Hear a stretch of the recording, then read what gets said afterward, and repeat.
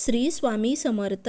स्त्रियांनी करावयाची पार्वतीची उपासना किंवा शिवमंत्र कोणता नित्य नियमाने आपल्या राहत्या घरी जप करावा, पठण करावा. स्त्रियांनी दर सोमवारी, मंगळवारी किंवा शुक्रवारी पार्वतीची पूजा करावी. पुढील मंत्र हे सोमवार, मंगळवार व शुक्रवारी 11 किंवा 21, 31, 108 वेळा मनोभावे पठण करावीत. माता पार्वतीचे स्मरण करावे.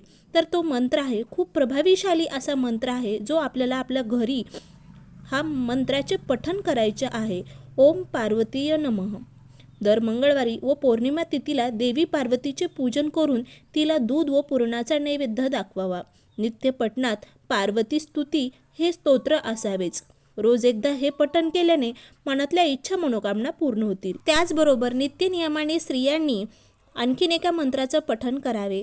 ओम पार्वती पतेय शिवाय नमः. आपल्या राहत्या घरी 108 वेळा रुद्राक्ष माळेने किंवा 11 वेळा, 21 वेळा किंवा 31 वेळा हा जप नक्की करावा. घरामध्ये सुख, शांती, समृद्धी नांदत राहते. श्री स्वामी समर्थ.